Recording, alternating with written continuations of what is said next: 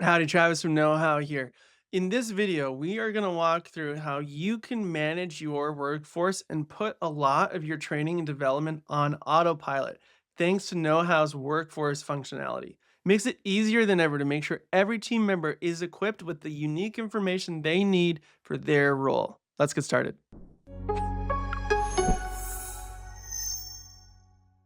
All right, so today we're going to go down to the workforce tab here, and this is where we're going to hang out and have a lot of fun. So here it's going to show me all the people on my team here. And what I can do from here is a few things. I can invite new people with this invite box here. Nothing too complicated, so maybe we'll leave that. The only thing I'll point out is here you have this invite you via URL. So you can add everyone's emails here as you want. Of course, that's not a real email, so that's not going to work. Or I can just grab a link. And this link will make it so that anyone I send the link to can sign up and join my hub very simply. If I'm like, oh, that link has gotten into the wrong hands, I'm just going to deactivate it like that. And then no longer will people be able to join that link. I can also upload if I've got a big CSV. Maybe you've got 1,000 or more staff. You can upload a CSV there and make it easy to add your team members that way. But in this case, all we're going to do is we're going to focus on the people that are already a part of our team. So here they all are. And you can see I've got a few columns here. Obviously, their name and their email, their role or job title. And we're going to go a little deeper into this in a second. You've got the groups that they're a part of here. So that's maybe they're in the mitigation department. Maybe they're on a team like the Florida summer team. Again, we'll get deeper into that as well. And then you've got their permission levels here. So I can customize the permissions of anyone. At a high level, obviously admin is the top responsibility. You can't even see this screen unless you're an administrator. And so admin is probably what you are. Team member is the lowest permission layer. And then manager is in the middle. The only thing that managers inherently have access to that team members wouldn't is the insights tab, which we'll get to in another video. But you've got the ability to customize this. So if I go settings, hub info, customize permissions, I can get really specific in what my managers can do that my team members can't.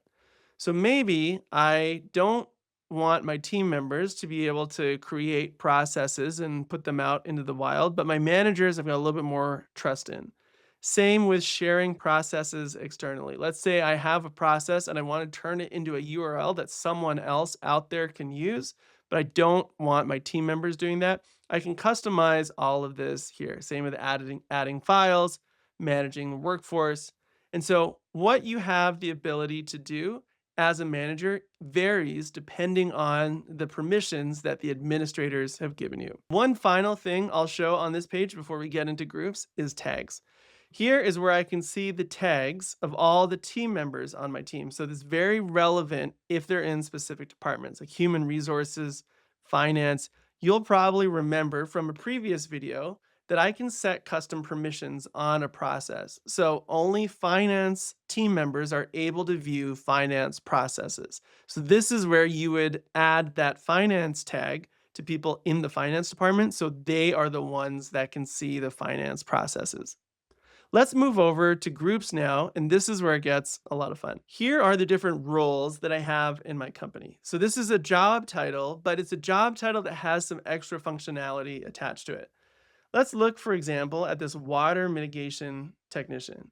So we've got our water technician role here. We've got a description, what our water techs do, and then we've got tags associated with this role. So we've got mitigation, equipment, safety, reconstruction, and then all the team members that are water technicians. So any team member is going to be assigned these tags.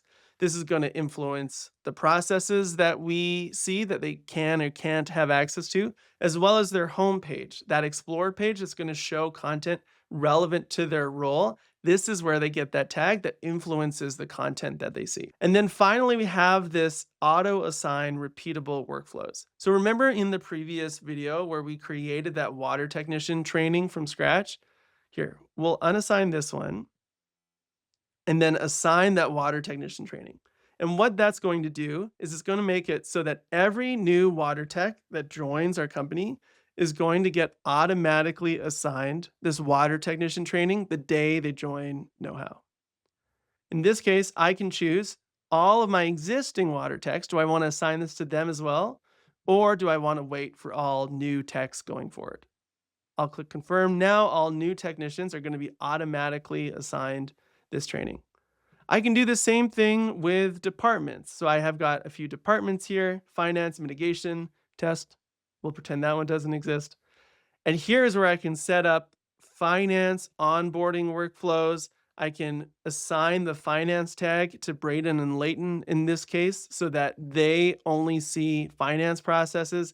And I can do the same with what we call teams as well. A great way to think about teams is they're little, maybe temporary groups of people that you spin up for a specific purpose. So let's say, for example, a hurricane rolls through New Orleans and you are sending a bunch of people to New Orleans to help with this hurricane. Well, you might set up a hurricane team that has a bunch of processes on Louisiana's state regulations, on dealing with mold. Maybe you're from the West Coast and you don't deal with as much mold as they deal with in Louisiana. And you can assign team members that specific training just because they're a part of that team. You can add specific tags to them, assign specific workflows. So it's an easy way for you to be able to manage your workforce and ensure that everyone, regardless of their role, regardless of their department, regardless of their team, has the relevant tags and has the relevant training in order to do their jobs properly. With Workforce, you've got the ability to put your training on autopilot. All water technicians, regardless of their location, get automatically assigned the relevant training. Okay, let's imagine this though. You've got two water techs at two locations. Let's say you're in Texas, you've got a Houston and a Dallas location.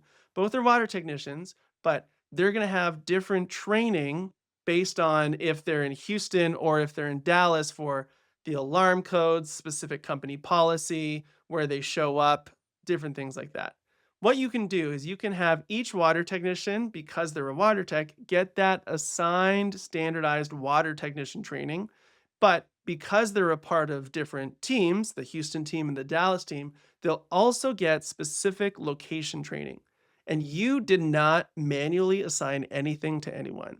You just set up automatic workflows for water technicians and automatic workflows for the Houston team and the Dallas team. And then whenever a new staff member joins those teams in that role, they're going to be automatically assigned both of those.